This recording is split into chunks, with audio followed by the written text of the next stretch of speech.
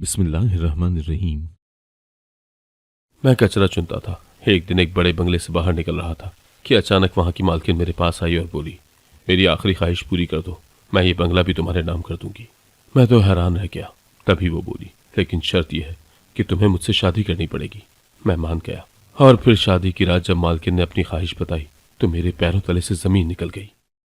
किस्मत हर किसी पर मेहरबान नहीं होती। सारी सारी जिंदगी लग जाती है अपनी किस्मत को बनाने और संवारने में, मगर मुझ जैसे मामूली से इंसान पर मुकद्दर की देवी मेहरबान हो गई थी। मेरा नाम जुबैर है।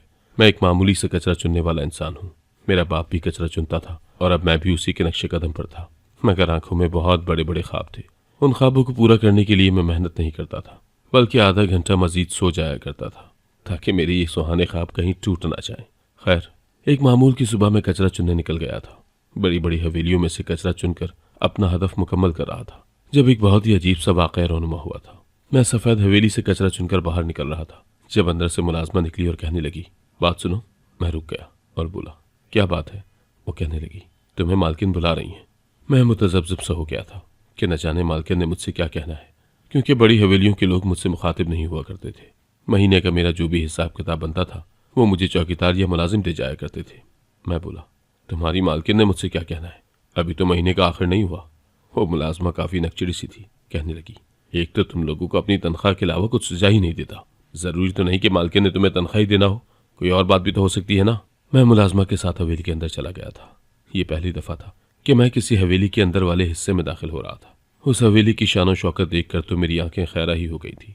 लाउंज में दाखिल हुआ तो एक बड़े से सोफे पर मालकिन विराजमान थी। उसके चेहरे पर नकाब था। वो कहने लगी, तो तुम रोज़ हमारे घर से कचरा चुनने आते हो? मैंने इस बात में सर हिला दिया था तो वो कहने लगी, क्या नाम है तुम्हारा? मैं बोला, जी जुबैर नाम है। मैं उस औरत से मरूब हो चुका था और बिला वजह ही अपनी उंगलियां मरोड़ने लगा था। उसने सोफे की जानिब इशारा किया और बोली, यहाँ बैठ जाओ।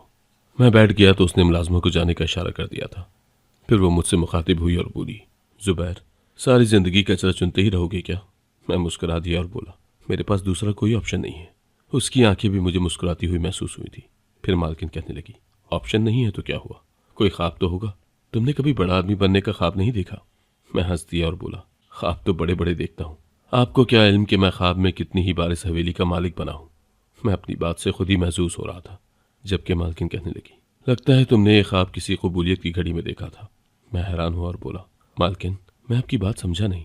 मालकिन कहने लगी, तुम मेरी इस हवेली के मालिक भी बन सकते हो, बल्कि मैं अपनी जायदाद भी तुम्हारे नाम कर दूंगी। मैं बोला, मालकिन, आप मेरे साथ इतना बड़ा मजाक क्यों कर रही हैं? मालकिन ने नफी में सर हिला दिया और बोली, नहीं, मैं तुम्हारे साथ किसी किस्म का कोई मजाक नहीं कर रही, बल्कि तुम्हें ये सब कुछ मुफ्त में नहीं मिलेगा। हर चीज़ की एक कीमत होती है जो चुकाना ही पड़ती है। तुम्हें भी एक कीमत देना होगी। दरअसल जुबैर, मैं मरने वाली हूँ। ये मेरी ज़िंदगी के आखिरी अय्याम चल रहे हैं। वालिदैन हयात नहीं है और मैंने शादी भी नहीं की हुई। मेरी ये सारी जायदाद यूं ही रायगा जा सकती थी, तो मैंने सोचा कि मैं किसी आदमी की ज़िंदगी बना देती हूँ। मेरी नज़रों से तुम गुजरे थे, इसलिए मैंने तुम्हारा इंतखाब कर लिया। मैं चाहती हूँ कि तुम मुझसे शादी कर लो और मेरी एक शर्त पूरी कर दो, तो ये सब कुछ तुम्हारा हो जाएगा। बोलो, कबूल है? मैंने एक लम्हे के 1000वें हिस्से में फैसला कर लिया था और बोला, जी मालकिन, मुझे कबूल है। मैं आपसे शादी करने को तैयार हूँ। मालकिन बोली, शाबाश, मुझे तुम पर फख्र है। तुम जैसे ही जवान अपनी ज़िंदगी में कुछ बनकर दिखाते हैं। मालकिन कहने लगी, मगर शादी के बाद मेरा तुम्हारे घर वालों से कोई वास्ता नहीं होगा। ये ना हो कि आए रोज़ तुम्हारे रिश्तेदार मेरे बंगले में पहुंच जाया करें। मैं हंस दिया और बोला, मालकिन, आप बेफिक्र रहें, इस शादी के बाद तो मेरा भी अपने रिश्तेदारों से कोई ताल्लुक नहीं रहेगा। मालकिन कहने लगी, तुम्हारी बातें शानदार हैं। फिर वो कहने लगी, आज शाम ही मैं मौलवी का इंतज़ाम कर लूँगी। तुम भी अपना हुलिया ज़रा संवार कर आ जाना। और हाँ, इस बात का ख्याल रखना कि इस शादी के मुतालिक तुम किसी से बात मत करो, क्योंकि लोग यूं ही बैठे बैठाए किसी की लॉटरी लगते हुए नहीं देख सकते। तुम जिससे भी इस बात का जिक्र करोगे वो तुम्हारे दिल में तरह तरह के वसवसे डालकर तुम्हें परेशान करने की कोशिश करेगी। मैंने सर हिला दिया और खुशी खुशी उस बंगले से बाहर आ गया। ये बंगला अब मेरा होने वाला है। मैंने बाकी किसी भी बंगले से कचरा नहीं उठाया था, सीधा घर पहुंच गया था। हमारा घर बहुत ही खस्ता हाल था। अगर उस घर को मुर्गियों के दड़बे से तशबीह दी जाए तो कुछ गलत नहीं होगा। मैं घर पहुंचा तो अम्मी हमेशा की तरह अपनी बुलंदो बांग आवाज में मेरी बहनों को कोसने दे रही थी। मैंने सर झटक दिया और एक अच्छी सी धुन गुनगुनाने लगा था। मैं शेव करने लगा तो अम्मी ने मुझ पर एक गहरी निगाह डाली थी। वो कहने लगी, क्या बात है, आज तो तू बड़ा खुश लग रहा है। मैं बोला, अम्मी, मेरी लॉटरी लग गई है, इसलिए खुश होना तो बनता है ना। अम्मी कहने लगी, क्या मतलब? मैं कुछ समझी नहीं। मैं बोला, अम्मी, मैं इस घर से निकलकर एक बहुत बड़े बंगले का मकीन बनने जा रहा हूँ। आज जिस घर से कचरा चुनकर आया हूँ, कल जब मेरी आंख खुलेगी तो मैं उस हवेली का मालिक बन चुका हूँगा। मेरी अम्मी तालियां पीट पीट कर हंसने लगी थी। वो बोली, अरे ओ शबाना, फरजाना, सानिया, माजदा और छोटी, ये तो देखो तुम्हारा भाई बावला हो गया है, जागते हुए ख्वाब देख रहा है। मेरी बहनें भी भागती हुई मेरे इर्द गिर्द जमा हो चुकी थी और वो मेरी इस बात से इस कदर लुत्फानंदोज हो रही थी कि जैसे मैंने कोई लतीफ़ा सुना दिया हो। शबाना कहने लगी, भाई आगे बताए ना, फिर क्या हुआ? आंख खुल गई थी या ख्वाब आगे भी बढ़ा था? मैं बोला, चलो भाग जाओ यहाँ से, मेरा दिमाग खराब मत करो। आज शाम मेरा करोड़पति औरत के साथ निकाह है, मेरे पास तैयारी का वक्त बहुत कम है। अम्मी हंसकर कहने लगी, दुल्हे राजा, हमें भी तो कुछ बताओ, हमने भी तो तैयारी करनी है ना। मैं बोला, नहीं अम्मी, आपको तैयारी करने की जरूरत नहीं है। अभी मालकिन ने कहा है कि चोरी छुपे मुझसे निकाह कर लो तो मैं अपनी सारी जायदाद तुम्हारे नाम कर दूंगी। अम्मी मुतफक्किर हो गई थी। वो कहने लगी, जुबैर, कहीं किसी बड़ी मुसीबत में ना फंस जाना। मैं बोला, अम्मी आप इस मुताल्लिक किसी से बात मत कीजिएगा, मैं मर्द जात हूँ, मेरे साथ कोई फ्रॉड नहीं कर सकता। आप जितने लोगों के बताएंगी वो तरह तरह की बातें करेंगे।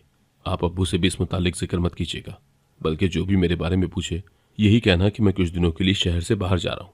जब मालकिन मर जाएगी तो मैं आप सबको आकर ले जाऊंगा और फिर हम सब एक बड़े से बंगले में रहेंगे। हमारे आगे पीछे नौकर चाकर होंगे, हमारे पास रंग बिरंगी गाड़ियां होंगी, ड्राइवर होंगे, खाने को बहुत कुछ होगा। अम्मी, जिंदगी तब बहुत अच्छी लगेगी। अम्मी ने अपना माथा पीट लिया था। वो कहने लगी, अभी तुम्हारी शादी नहीं हुई है और तुम उस बेचारी मालकिन की जान के दुश्मन बन गए हो। जैसी नीयत होती है वैसी ही मुराद मिलती है इंसान को। अपने मुंह से अच्छी अच्छी बातें निकालो। मैं बोला, अम्मी मालकिन ने मुझसे खुद ही कहा है कि वो मरने वाली है, बस इसीलिए मुझसे शादी करना चाहती है ताकि अपनी जायदाद मेरे नाम कर सके। अम्मी ने कंधे उचका दिए और कहने लगी, मुझे तो तुम्हारी बातों की कुछ समझ नहीं आ रही। हाँ, अलबत्ता मैं तुम्हारी कामयाबी के लिए दुआ जरूर करूंगी, अल्लाह तुम्हारे ख्वाब पूरे करे। मैंने शेव की, बाल कटवा लिए और फिर खूब रगड़ रगड़ कर नहाया था। मेरे पास अच्छे कपड़े तो नहीं थे, मगर जो भी था उसको इस्त्री करके पहना तो मैं खुद को पहचान नहीं पाया था। बिलाशुबा में प्यारा लग रहा था। मेरी अम्मी ने मेरी बलाएं ली थी और मुझे बहुत सी दुआएं देकर रुखसत कर दिया था। मुझे ऐसा लग रहा था जैसे मैं एक नए सफर पर रवाना हो गया हूँ, जहाँ मुझे नई जिंदगी मिलने वाली थी। मैं बंगले पर पहुंचा तो ये देखकर हैरान रह गया कि चौकीदार ने मुझे देखा तो अपना हाथ सर तक ले जाकर मुझे सलाम किया था और बड़ा मुअद्दिब सा होकर गेट खोल दिया था। मैं बंगले में दाखिल हुआ तो मुलाजमा बड़े अदब से मुझे लाउंज की जानिब ले गई थी। मैं तो अभी से खुद को इस बंगले का मालिक तस्वुर करने लगा था।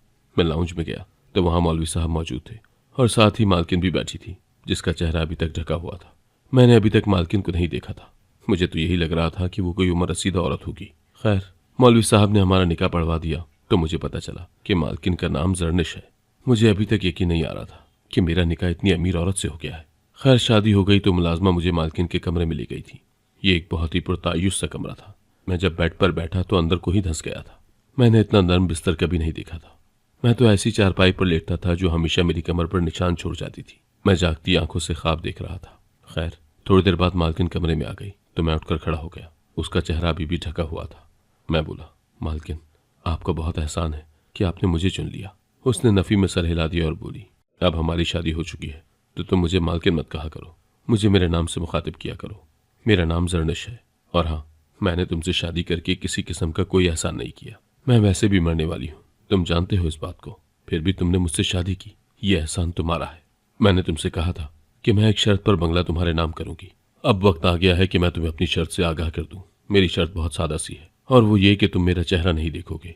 हम दोनों नाम के ही मियाँ बीवी रहेंगे, मगर हमारे दरमियान किसी किस्म का कोई अज़दवाजी ताल्लुक़ कायम नहीं होगा, क्योंकि मुझे एक बहुत ही खतरनाक सी बीमारी है। मुझे यही डर है कि ये बीमारी तुम में मुंतकिल हो जाएगी। ये कमरा आज से तुम्हारा है, तुम जिस तरह मर्जी यहाँ रहो, मुझे कोई एतराज़ नहीं है। खाओ, पियो और ऐश करो। 1 महीने की मोहलत दी है मुझे डॉक्टर्स ने। इस महीने के बाद शायद मैं मर जाऊं, मगर मरने से पहले सब कुछ तुम्हारे नाम कर जाऊंगी और तब तक हम दोनों एक दूसरे के लिए अजनबी बनकर रहेंगे। अब मैं अपने कमरे में जा रही हूँ। ये कमरा तुम्हारा है। मुझे बताओ, तुम्हें मेरी ये शर्त मंजूर है? मैं कुछ लम्हे ये सब कुछ सुनता रहा था, सोचता रहा कि क्या मुझे ये शर्त कबूल कर लेनी चाहिए। फिर ख्याल आया कि मुझे मालकिन में ना तो पहले दिलचस्पी थी ना ही अब है। मैं बोला, जी आप जैसा कहें मुझे मंजूर होगा। मालकिन ने मुझे शाबाशी दी और कमरे से बाहर निकल गई। मैं अपनी इस नई जिंदगी को सेलिब्रेट करने लगा था। मुझे बैठे बिठाए सब कुछ मिल गया था, मगर मेरे लिए मालकिन का रवैया बहुत अजीब था। हम जो मजदूर लोग होते हैं ना, हमने घाट घाट का पानी पिया होता है, बचपन से ही जगह जगह धक्के खाए होते हैं, बहुत से लोगों के साथ डील किया होता है। हमारी उम्र उतनी नहीं होती जितना हमारे पास तजुर्बा होता है। हम लोगों को परखना खूब जानते हैं। मुझे मालकिन में कुछ ना कुछ गड़बड़ महसूस हुई थी। ये बात नहीं है कि निकाह के बाद ही कुछ अजीब सा महसूस होने लगा था, बल्कि जब उसने मुझे शादी की ऑफर की थी और ये कहा कि इसके मुतालिक किसी को मत बताना। चौंक तो मैं तभी गया था, मगर मेरे लालच के आगे मेरा तजुर्बा ठंडा पड़ गया। रही सही जो कसर थी वो मालकिन की शरायत ने पूरी कर दी थी। मैंने सोच लिया था कि इस घर में अपनी आंखें और कान खुले रखूंगा और मालकिन को इस बात की इजाज़त हरगिज नहीं दूंगा कि वो मेरे साथ धोखा कर सके। मैंने फिलहाल सर झटक दिया और टीवी लगाकर बैठ गया। इतनी बड़ी स्क्रीन पर फिल्म देखने का अपना ही मजा था। तब मुझे मेरी बहनें बहुत याद आई थी। वो हफ्ते में एक बार पड़ोसन के घर 10-15 मिनट के लिए टीवी देखने जाया करती थी और फिर घर आकर इतनी बातें बताती थी कि कोई हद नहीं। हमने ये देखा तो वो देखा। खैर मैंने सोचा कि चलो जब सब कुछ मेरे नाम हो गया तब मैं अपने वालिदान और बहनों को यहाँ पर ले आऊँगा। मैंने कमरे से निकलकर मुलाजमा को हिदायत की थी कि वो मेरे लिए मुख्तलिफ अक़साम के खाने लेकर आए। खाना खाकर मैं सो गया था। सुबह जब आँख खुली तो मैं हड़बड़ा कर उठ बैठा था और सोचा कि आज तो काम से बहुत देर हो गई है। ये ना हो कि इस देरी की वजह से मेरी तनख्वाह कट जाए। कुछ लम्हों बाद मैं अपने हवास में लौट आया था। अपने इर्द गिर्द देखा तो अपना माथा पीट लिया था और खुद से मुखातिब हुआ था कि अरे जुबैर, तुम भी बुद्धू के बुद्धू ही रहोगे। अब तुम किसी बंगले से कचरा चुनने नहीं जाओगे, बल्कि तुम्हारे बंगले से दूसरे कचरा चुनने आएंगे। मैं नहा धोकर बाहर निकल गया था। मेरे लिए पहले से ही अलमारी में बहुत अच्छे अच्छे लिबास लटक रहे थे। मैं लाउंज में आया तो मालकिन चेहरा छुपा कर बैठी हुई थी। उसकी नज़र मुझ पर पड़ी तो कहने लगी, यहाँ पर बैठ जाओ। मैं बैठ गया तो वो कहने लगी, जुबैर, जब कल तुम यहाँ से गए थे तो किस किस से मुलाकात की थी, किस किस से अपनी खुशी शेयर की थी? मैं बोला, जरनिश, मैं यहाँ से सीधा अपने घर गया था। अम्मी और बहनों को सारा माजरा बताया था। फिर उनसे कह दिया था कि ये बात राज रहे, नहीं तो लोग किसी को कामयाब होता हुआ नहीं देख सकते। न जाने किसका हसद मेरी खुशियाँ खा जाए। मैंने अम्मी से कहा था कि आप ये सब बातें अब्बू से भी मत कहिएगा। वो मेरे बारे में पूछे तो उनसे कह देना कि मैं शहर से बाहर गया हूँ। मालकिन बोली, अरे वाह जुबैर, तुम तो मेरी तवक्को से ज़्यादा होशियार निकले। तुम तो बहुत बारीक बीन हो। मालकिन अपने हाथों की उंगलियां मरोड़ने लगी थी। ऐसा लग रहा था जैसे वो शदीद इस्तराब में मुब्तला हो। वो कहने लगी, अच्छा तुम मेरे मुतालिक क्या जानते हो? मैं बोला, मालकिन, मुझे आपसे हमदर्दी है। आप मरने वाली हैं। मैं चाहता हूँ कि आपकी मदद कर सकूँ, मगर ज़िंदगी और मौत तो अल्लाह के हाथ में है। मैं क्या कर सकता हूँ? मैंने जानबूझकर मालकिन को ये बातें बताई थी क्योंकि मैं नहीं चाहता था कि मालकिन को इस बात का इल्म हो जाए कि मुझे उस पर शक है, नहीं तो वो मोहतात हो जाती। मेरा तो बंगले से निकलने को दिल ही नहीं चाहता था। मेरे लिए तो ये जन्नत था। मैं सारा सारा दिन यहाँ पड़ा रहता और खाता पीता रहता था। मुझे यहाँ आए हुए 1 हफ्ता हो गया था, मगर मैं एक बार भी अपने घर नहीं गया था। लेकिन मैंने अपने कमरे की खिड़की से मालकिन को दिन में 3-4 बार घर से बाहर निकलते हुए देखा था। वो पता नहीं कहाँ जाया करती थी। रात होती तो मैं प्लान करता कि सारी रात जागकर टीवी देखूंगा, मगर न जाने इस बिस्तर का कमाल था या क्या। मैं जैसे ही रात का खाना खा लेता तो मुझ पर कुनूत की तारी हो जाती और मैं फौरन सो जाता था। यूं ही जब काफ़ी दिन गुजर गए तो मैं मालकिन से बोला, आप ये सब चीज़ें मेरे नाम पर कब करेंगी? वो आंखों में उदासी भरकर बोली, आजकल के लोग बहुत ही खुदगर्ज हैं। मैं मरने वाली हूँ और तुम्हें मेरी जायदाद की पड़ी है। मैं बोला, जरनिश, मुझे आपकी जायदाद से कोई सरोकार नहीं था। आपने खुद से मुझे इन चीज़ों की ऑफर की थी। आपने खुद से मुझे शादी के लिए कायल किया था। हमारी बेनाम सी शादी है। बज़ाहिर इस शादी का कोई खास मकसद नहीं है, तो फिर हम क्यों ना वो काम कर लें जिसकी वजह से ये शादी की थी। मालकिन घबरा गई थी। वो इधर उधर की बातें करके मुझे टालने की कोशिश करने लगी थी। जब ही बोली, दरअसल मैंने अभी तक जायदाद तुम्हारे नाम पर इसलिए नहीं की क्योंकि मुझे डर है कि तुम मुझे छोड़कर चले जाओगे। मैं मरने से पहले ये सब बर्दाश्त नहीं कर सकती। मेरे लबों से बुलंदो बांग कह कहा बरामद हुआ था। मैं बोला, मालकिन, आप मेरी जुदाई बर्दाश्त क्यों नहीं कर सकती? सारा सारा दिन हम दोनों के दरमियान बात नहीं होती। मैं अपने कमरे में रहता हूँ जबकि आप अपने कमरे में। मैंने आज तक आपका चेहरा भी नहीं देखा, तो फिर अगर मैं आपको छोड़कर चला भी गया तो इसमें क्या हर्ज होगा? मालकिन कहने लगी, जुबैर, तुम तो मेरी तवक्को से बढ़कर समझदार हो। तुम्हारी बातें मुझे चौंका देती हैं। फिर मालकिन ने अपना मोबाइल उठाया और कॉल मिलाने लगी थी। वो बोली, जी वकील साहब, मैं जरनिश बात कर रही हूँ। मैं अपनी जायदाद किसी के नाम पर मुंतकिल करना चाहती हूँ। आज आप हमारे घर आ सकते हैं क्या? जी, बहुत शुक्रिया, मैं आपका इंतजार करूंगी। इतना कहकर जरनिश ने कॉल काट दी थी। फिर कहने लगी, जुबैर, आज शाम वकील आएगा तो ये काम हो जाएगा, मगर तुम्हें इस बात का ख्याल रखना होगा कि हर चीज़ के मालिक बन जाने के बावजूद भी तुम्हें इस बात की इजाज़त नहीं होगी कि तुम अपने रिश्तेदारों को यहाँ बुला लो, और ना ही तुम मुझे छोड़कर जा सकते हो। मैंने हामी भर ली थी। मालकिन अपनी बात की पक्की निकली थी। शाम में सचमुच वकील आ गया था। मालकिन ने अपना ये बंगला, बैंक बैलेंस, 2 दूसरे घर और अपनी सारी ज्वेलरी मेरे नाम लिख दी थी, जिसकी मालियत करोड़ों की थी। मेरी तो आंखें फटी की फटी रह गई थी। वकील चला गया तो मैंने जरनिश का शुक्रिया अदा किया था। मैं बोला, मैं उम्र भर आपका एहसान नहीं भूलूंगा। आपने मुझे फर्श से उठाकर अर्श पर बिठा दिया है। वो कहने लगी, तुम ऐसी बातें करके मुझे शर्मिंदा मत किया करो। जुबैर, दरअसल मैं अपने वालिदैन की इकलौती औलाद थी, बड़ी लाडली भी थी। दुनिया को अपने जूते की नोक पर रखती थी। अम्मी मुझसे अक्सर कहा करती थी कि जरनिश, शादी कर लो। शादी एक बहुत ही खूबसूरत और पाकीज़ा रिश्ता है। एक आदमी हमेशा के लिए आपका साथी बन जाता है, जो बगैर किसी लालच की उम्र भर साथ निभाता है, दुख दर्द में साथ देता है। और मैं उनसे कहती थी कि जब किसी लड़के की जानिब देखकर मेरे दिल में घंटियां बजेंगी तो मैं शादी कर लूंगी। मगर मुझे कभी किसी मर्द में कोई दिलचस्पी महसूस नहीं हुई थी। फिर अम्मी अब्बू आके पीछे इंतकाल कर गए थे। मैं बहुत तन्हा रह गई थी। उनकी जुदाई का गम भुलाने के लिए मैंने नए नए दोस्त बनाना शुरू कर दिए थे, पैसा उड़ाना शुरू कर दिया था। सब कुछ अच्छा भला चल रहा था, मगर मुझे एहसास हुआ कि मैं पहले जितनी एक्टिव नहीं रही। मैं बहुत थक जाया करती थी। अपना चेकअप करवाया तो पता चला कि मुझे तो बहुत खतरनाक बीमारी है। तब मेरा दिल हर चीज़ से ऊब गया था। मुझे कुछ भी अच्छा नहीं लगता था। तब मैं अक्सर सोचा करती थी कि अगर मैं मर गई तो मेरी तदफीन का इंतज़ाम कौन करेगा। मेरे ये मुलाजिम, मुझे मुलाजमों पर भरोसा नहीं था। इसीलिए मैंने सोचा कि मैं अपनी इस जायदाद के एवज एक सच्चा रिश्ता खरीद लेती हूँ, जो मेरी मौत के बाद मेरी कब्र की देखभाल कर लिया करे। मालकिन इतना कहकर रोने लगी थी। मैंने उनको दिलासा दिया और बोला, आप हरगिज़ फिक्र न करें, मैं आपका हक ज़रूर अदा करूंगा। मैं आपके लिए बहुत कुछ करूंगा। मालकिन खुश हो गई थी। वो कहने लगी, अब मैं थक चुकी हूँ, अपने कमरे में जाना चाहती हूँ। मैंने इस बात में सर हिला दिया और अपने कमरे में आ गया। तभी मुझे गाड़ी की आवाज़ सुनाई दी थी। मैंने खिड़की का पर्दा हटाकर देखा तो मालकिन घर से बाहर निकलती हुई दिखाई दी। मैंने सोचा कि ये हर वक्त झूठ क्यों बोलती है। इंसान एक झूठ बोल दे तो उसके बाकी सच भी झूठ ही लगने लगते हैं। मैंने जल्दी से कागजात अपनी जैकेट में छुपा लिए और बंगले से बाहर निकल आया। मैं वकील के पास जा रहा था। मैं उन कागजात की तस्दीक करवाना चाहता था, मगर वकील ने जो मुझे बताया वो सुनकर तो मेरी जान ही निकल गई थी। वो कहने लगा, लड़के, तुम्हें किसी ने बहुत बड़ा चूना लगा दिया है। मैं दिल बर्दाश्ता हो गया था। घर वापस आ गया। ये सोचने लगा कि ये सब क्या हो रहा है। ये औरत क्या करना चाह रही है। ये मुझे धोखे पर धोखा क्यों दे रही है। न जाने इसके दिल में क्या चल रहा है।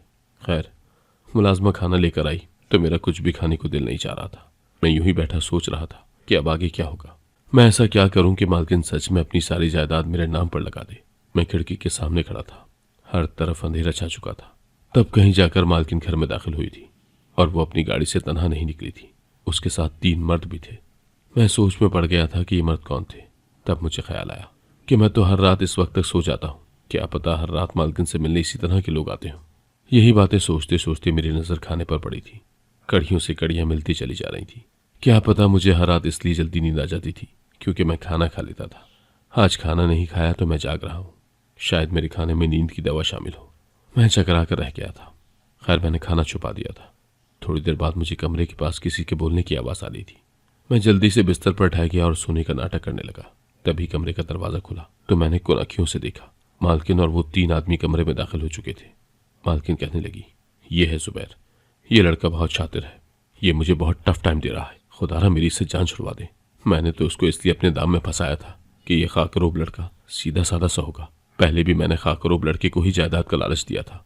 वो बेचारा तो बहुत सीधा साधा सा था। मैंने बहुत से लड़के चुने, मगर न जाने इस बार मुझसे गलती कहाँ हो गई। हाँ, प्लीज़ इसको यहाँ से ले जाए, नहीं तो ये बना बनाया खेल बिगाड़ देगा। एक आदमी कहने लगा, ठीक है, मैं कुछ करता हूँ। फिर वो सब कमरे से बाहर निकल गए। मेरा दिल बड़ी बुरी तरह से धड़क रहा था। मैं तो बहुत बड़ी मुश्किल में फंस चुका था। मैं कमरे में लेटा अपने घर वालों को याद कर रहा था। मेरी आंखों से आंसू निकल रहे थे। क्या मैं अब जिंदगी में दोबारा उनसे कभी नहीं मिल पाऊंगा? क्या ये सब हमेशा हमेशा के लिए खत्म हो गया है? न जाने अब मेरे साथ क्या होने वाला था। तभी वो आदमी एक स्ट्रेचर लेकर आए थे और मुझे उस पर लेटाकर कमरे से बाहर ले गए। फिर वो लॉन में मुझे ले आए थे। वहाँ एक बड़ी सी वैन खड़ी थी जिसके काले शीशे थे। मेरा दिल बहुत ज़्यादा बोझल हो गया था। तो एक खाकरोब का यही अंजाम था क्या? मेरे तो घर वालों को मेरी लाश भी नहीं मिलनी थी। मुझे वैन में लिटा दिया गया था। वो लोग मेरी तरफ से बिल्कुल बेफिक्र थे क्योंकि वो मुझे बेहोश समझ रहे थे। एक कहने लगा, बॉस, इस लड़के को कुवैत भेज देंगे। वो कहने लगा, हाँ, मैंने भी कुछ ऐसा ही सोचा है। वो सब अपनी अपनी बातों में मसरूफ थे और फिर अचानक उन्हें किसी की कॉल आ गई। किसी ने बताया कि सामने वाले रोड पर पुलिस का नाका लगा है, इसलिए रास्ता बदल लो। उनका बॉस कहने लगा, मैं रास्ता नहीं बदलूंगा, बल्कि यहीं पर खड़े होकर नाका खत्म होने का इंतजार करूंगा। वैन रुक गई थी। मेरे पास यही मौका था फरार होने का। मैंने बड़ी हिम्मत की थी और उन लोगों को चकमा देकर निकल गया था। मैं उस तरफ आ गया था जहां पुलिस का नाका लगा हुआ था। मैंने पुलिस को सारी बात बता दी थी। वो आदमी इंसानी स्मगलिंग करते थे। गरीब लड़कों को अगवा करके दूसरे मुल्क भेज देते थे और फिर उनसे बिला मुआवजा काम लिया जाता था। ये धंधा बड़ा खतरनाक था। पुलिस ने मेरी मदद के जरिए से उस गिरोह को गिरफ्तार कर लिया था और करोड़पति बनने का मेरा ख्वाब चकनाचूर हो गया था। मैं समझा था कि किस्मत ने मुझे धोखा दे दिया है, मगर फिर मुझे पुलिस की कॉल आ गई। पुलिस ने मुझे बताया कि आला हुक्काम की जानिब से मुझे ये केस सॉल्व करवाने की वजह से 10 लाख रुपए इनाम मिला है। मेरे लिए यही बहुत था। उन पैसों से मैंने अपना कारोबार शुरू किया था और अल्लाह ने मुझे तरक्की दे दी थी। हमने नया घर भी खरीद लिया था और मैं अपने वालिदैन को एक अच्छे घर में शिफ्ट करने में कामयाब हो चुका हूँ। मेरे इस घर में मेरी बहनों के लिए हर सहूलत मौजूद है। मैं बेइंतहा खुश हूँ कि अल्लाह ने मुझे कामयाबी दी है और मेरी ज़िंदगी बदल कर रह गई है। मेरे वालिदैन मुझसे खुश हैं, मगर आज भी जब मैं उस धोखे के मुतालिक सोचता हूँ तो दिल गमज़दा हो जाता है। ये फ्रॉड, ये लोग हमेशा गरीबों को ही अपना टारगेट क्यों बनाते हैं। अगर आपको आज की कहानी पसंद आई है तो वीडियो को जरूर लाइक कीजिएगा और अपने दोस्तों के साथ भी शेयर कीजिएगा। और हाँ, अगर आपने अभी तक हमारा चैनल सब्सक्राइब नहीं किया तो जरूर सब्सक्राइब करें। मिलते हैं कल एक नई और दिलचस्प कहानी के साथ। अल्लाह हाफिज।